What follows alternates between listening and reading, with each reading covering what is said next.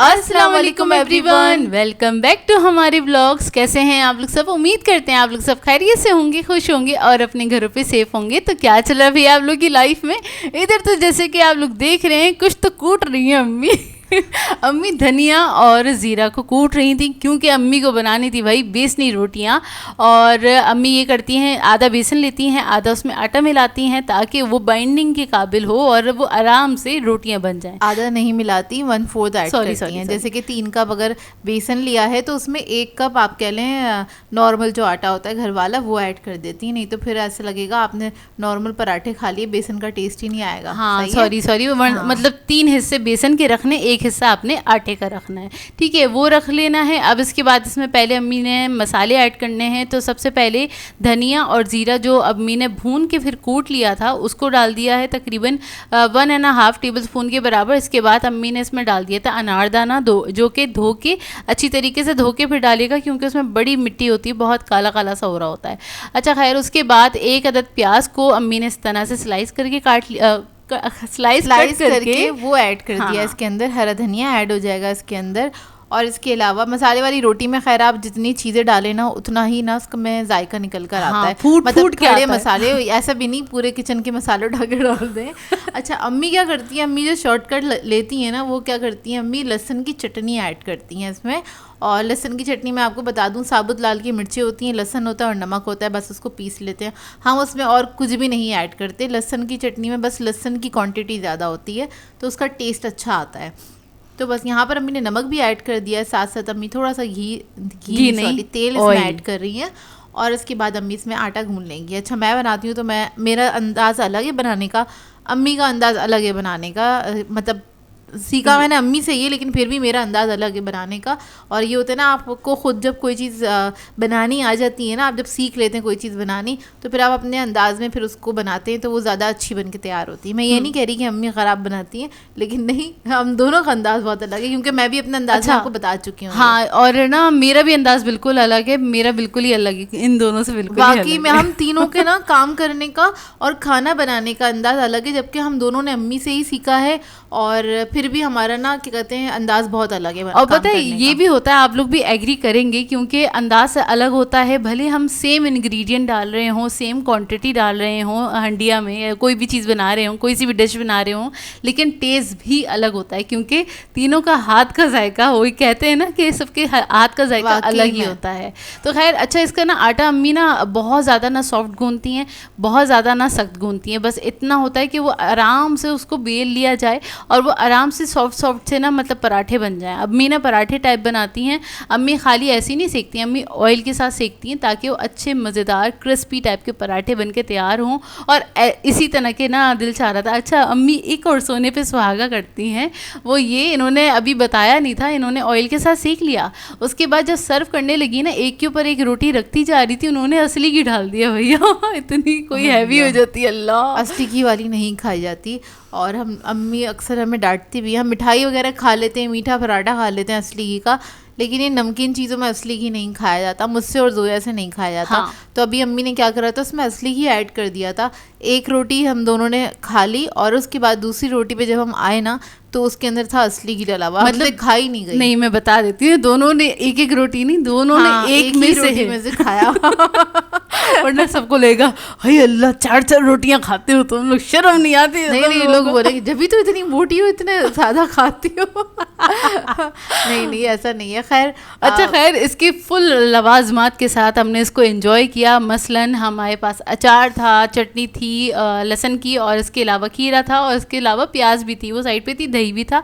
तो दही के अंदर जो आपको पिंक वाला दही, क्योंकि अक्सर लोग कंफ्यूज हो जाते हैं, हम ये करते हैं जो प्लेन दही होता है उसके अंदर हम मिला लेते हैं चटनी लहसुन की, तो ये पिंक कलर का हो जाता है। पिंक और पीच कलर का, इतना प्यारा सा कलर का हम दही खाते हैं। टेस्ट भी अच्छा होता है। और मतलब चटनी जो है ना, लहसुन की चटनी के साथ ये वाला जो दही बनता है तो उसका टेस्ट काफ़ी अच्छा निकल कर आता है। अच्छा, हमारे घर में कुछ लोग ना ये वाली रोटी जो होती है ना बेसन की, वो खाते हैं मीठे दही के साथ, मतलब उसमें चीनी डाल के उसके साथ, जैसे कि नेहाल अब्बू ये लोग खाते होंगे।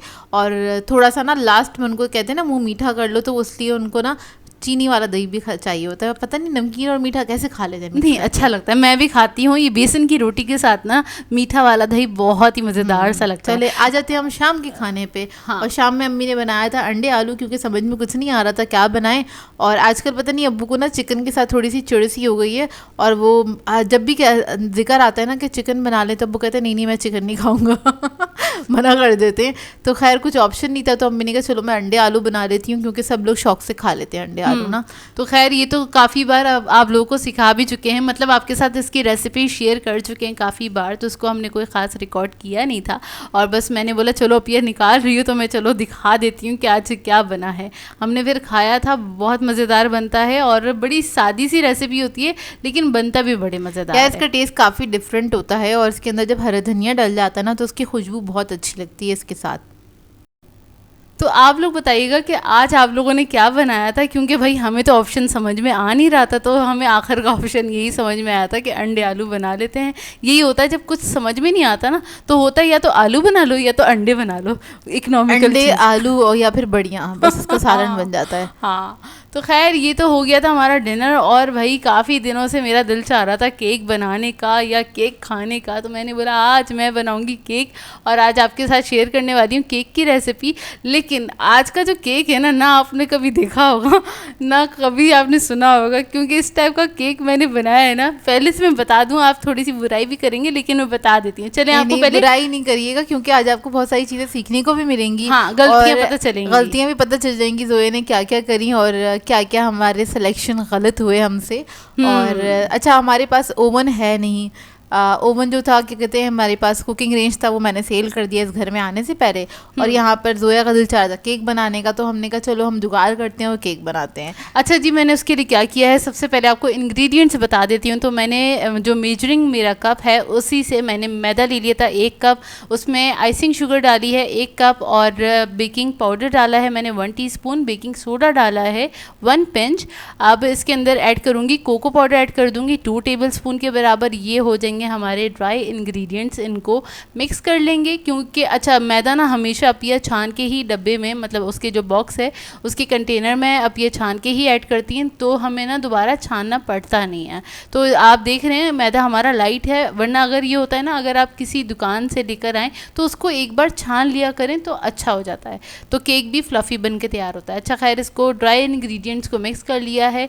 इसके बाद मैं निकाल रही थी, इसमें जाएगा ऑयल। अच्छा मैं जो फॉलो कर रही थी रेसिपी वो अपिया की रेसिपी फॉलो कर रही थी, तो उसी तरीके से ही जो अपिया की थी ना रेसिपी उसी तरीके से फॉलो कर। मैंने कहा भाई ये वाला इजी वाली रेसिपी उठाओ, ये हर कोई बना लेता है और काफ़ी आसान भी है इसको बनाना। अच्छा इसके लिए गया है आधा कप ऑयल गया है, इसमें आधा कप पानी जाएगा। इसके बाद इसको मिक्स करेंगे, नहीं साथ साथ जाएंगे 2 अदद अंडे, और इसके बाद अब करेंगे इसको मिक्स। नहीं फिर से बता दूँ, वनीला एसेंस भी गया था 1 टीस्पून के बराबर, बनाने के बाद भी मैं भूल गई। अच्छा 1 टीस्पून वनीला एसेंस डाल के सारे लिक्विड इंग्रेडिएंट ऐड हो गए हैं। अब इसको अच्छे तरीके से मिक्स कर लेंगे। इतना मिक्स करना है कि इसके सारे लम्स ख़त्म हो जाए और ये स्मूथ हमारा बैटर बनके तैयार हो जाए। सबसे इजी वाला केक होता है ये, लेकिन बनता भी बहुत मज़ेदार है, क्योंकि देखें इसमें ना ही कोई इलेक्ट्रिक बीटर यूज़ हो रहा है, कुछ भी यूज़ नहीं हो रहा, फटाफट से बन जाता है। लास्ट में जब जैसे ही आपको पता है आपने फ़ौरन इसे मोल्ड में ऐड करना है, उससे पहले आपने चंद कतरे विनेगर के ऐड करने हैं। इससे बहुत ही अच्छा फॉर्मी टाइप का बहुत मज़ेदार सा केक ज़्यादा मॉइस्ट केक बन के तैयार होता है, सॉफ्ट बनता है ये केक ना। अच्छा अब हुआ क्या, हम जो बात कर रहे थे स्टार्टिंग में, ना कभी आपने ऐसा केक देखा होगा ना सुना होगा, तो उसका एक्सपेरिमेंट शुरू होता है यहाँ से। हुआ ये कि ना इस टाइम पे मैंने ना जैसे ही लिक्विड इंग्रेडिएंट ऐड करने से पहले ही मैंने ना एयर फ्रायर जो है हमारे पास उसको मैंने प्री हीट करने के लिए रख दिया था 180 डिग्री पे। और जैसे ही मैंने लिक्विड इंग्रेडिएंट इसमें ऐड किए और उसको अच्छे से मिक्स किया, अब ये वाला जो मोल्ड है ये तकरीबन 1 पाउंड का मोल्ड होता है, इसमें मैंने ऐड कर दिया और उसके बाद रखा अपने एयर फ्रायर में। अभी एयर ड्रायर कह रही थी एयर फ्रायर में, क्योंकि ओवन नहीं था इसलिए हमने कहा हम इसके अंदर बेक कर लेंगे। एक ऑप्शन ये भी था कि पतीले में बेक कर सकते हैं, लेकिन उसमें बहुत टाइम लग जाता है, तो मैंने कहा एक काम करो, मैंने बहुत सारी वीडियोस देखी हैं, बहुत सारे लोग बनाते हैं एयर फ्रायर में, तो एयर फ्रायर में अच्छे से बेक हो जाएगा।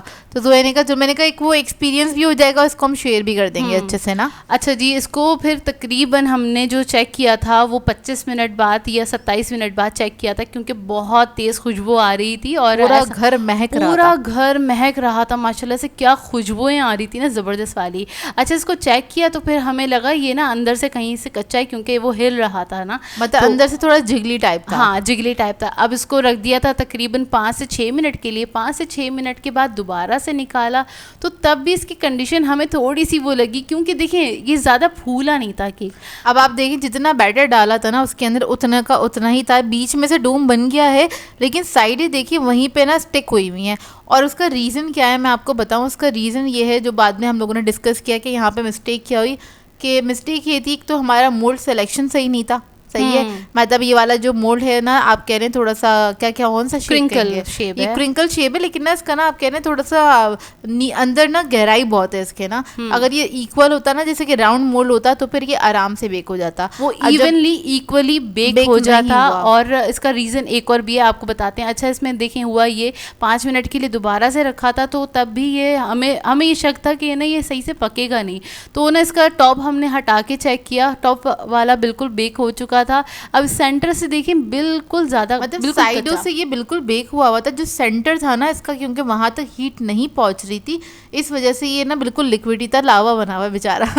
तो मैंने कहा इसका टॉप हटा दो और इसको दोबारा से रख दो तो ये हो जाएगा आराम से 5 से 7 मिनट के अंदर ना। हाँ। तो हमने यही करा, इसका टॉप हटाया, उसको उल्टा करके रख दिया और इसको हमने रख दिया। अच्छा अब मैं बताऊँ इसमें हीट क्यों नहीं पहुँच रही थी। नॉर्मली होता क्या है, ओवन में जब हम बेक करते हैं तो नीचे से हीट लगती है केक के ऊपर और फिर वो रोटेट होके उसके ऊपर से घूम कर आती है ना। तो लेकिन इसके अंदर ये मसला है, इसके अंदर ऊपर से हीट लगती है, एयर फ्रायर में ऊपर से हीट जाके नीचे तक लगती है, वो नीचे से घूम कर आती है। तो क्या हुआ इसमें, जब ऊपर से घूम के आती है नीचे, हाँ ऊपर से घूमकर नीचे आती है।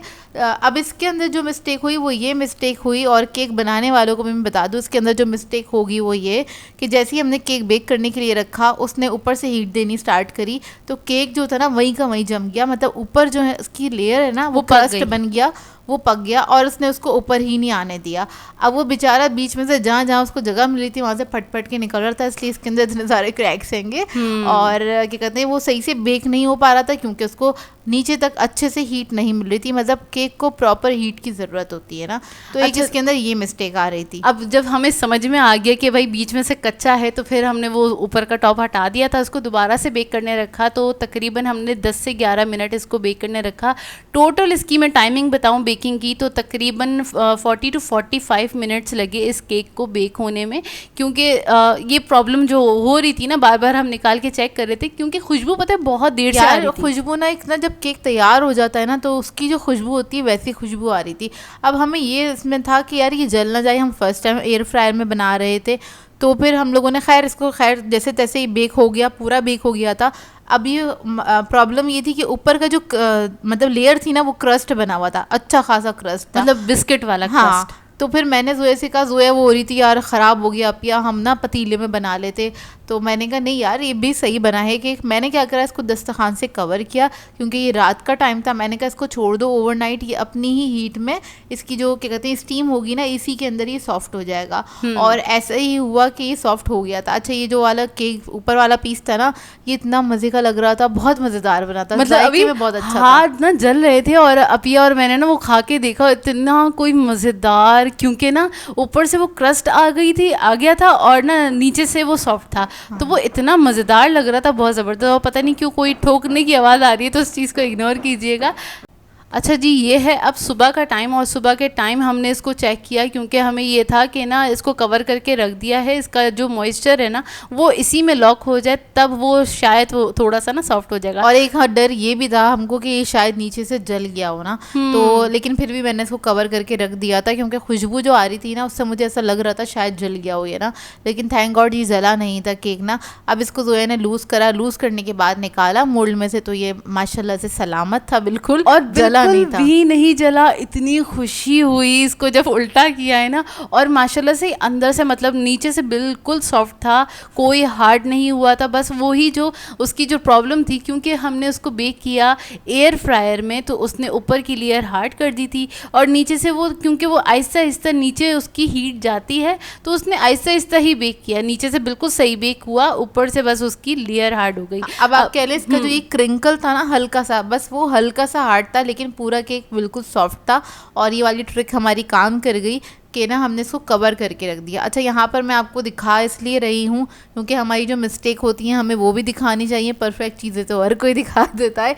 हम आपको इसको कट करके भी दिखा रहे हैं, अंदर से इसका टेक्सचर देख ले। और हाँ, ये थोड़ा सा डेंस हो गया केक, कह लें आप ठुस गया बेचारा, इसका जाल ना खुला नहीं जिस तरह से इसको फूलने का मौका नहीं मिला। उसने जो ऊपर की जो टॉप लेयर थी ना, वो उसने वहीं पे वो जब बेक हो गई थी तो उसने नीचे की लेयर को उसने फूलने का मौका ही नहीं दिया।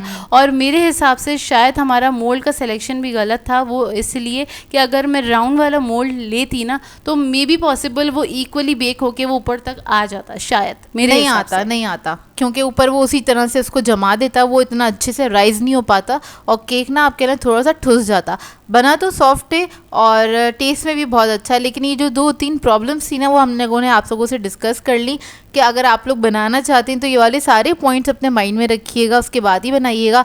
और मेरी सलाह माने तो पतीले में बेक कर लीजिएगा, इससे ज़्यादा अच्छा बेक होगा पतीले के अंदर। मैं अब ये से वही बात कह रही थी कि ना इससे बेहतर हम ना पतीले में बेक करते तो एक तो जल्दी भी बेक हो जाता, पतीले में जल्दी बेकिंग हो जाती है और हमें रिजल्ट ना मतलब ये नहीं होता। बेशक इसका टेस्ट बहुत अच्छा था, बहुत मज़ेदार था, क्योंकि वो ब्राउनी का जो क्रस्ट आता है ना उस टाइप का उसका फ्लेवर आ रहा था। अच्छा था, लेकिन ये भी एक एक्सपीरियंस था आप लोगों के साथ शेयर किया। जिन लोगों को नॉलेज नहीं होगी उनके पास भी नॉलेज पहुंच जाएगी और केस में केक बनाने का एक्सपीरियंस कैसा रहा, क्योंकि मैं अक्सर देखती रहती हूँ शॉर्ट वीडियोस वगैरह में कि इस तरह की वीडियोस आती रहती हैं कि एयर फ्रायर में केक भी बन रहा है, ब्रेड भी बन रही है और भी बहुत कुछ बन रहा है। लेकिन तो यार वो लोग तो बड़ा अच्छा रिजल्ट दिखा रहे होते हैं कि इतना कोई मतलब ऊपर की लेयर भी बिल्कुल सॉफ्ट वाली दिखा रहे होते हैं, परफेक्ट कलर दिखा रहे होते हैं। अगर ये मैं दूसरे कलर का बनाती केक तो ये ऊपर से बहुत ज़्यादा डार्क हो चुका होता है, क्योंकि इतनी हीट ऊपर से लग के हो जाता डार्क। हाँ, तो खैर हमारा ये एक्सपीरियंस था, आप लोगों के साथ शेयर किया। कैसा लगा हमें कमेंट करके ज़रूर बताइएगा। और बस इसी के साथ कर देंगे आज के व्लॉग को एंड। आप लोगों ने बताना है आज का व्लॉग कैसा लगा। अगर अच्छा लगे तो लाइक ज़रूर कीजिएगा, साथ साथ कमेंट करके ज़रूर बताइएगा। और अगर चैनल पर नए हैं तो चैनल को सब्सक्राइब करें, साथ साथ बेल आइकन को क्लिक करना नहीं भूलेगा। हम दोनों को अपनी दुआओं में याद रखिएगा। Thank you for watching. अल्लाह हाफिज़।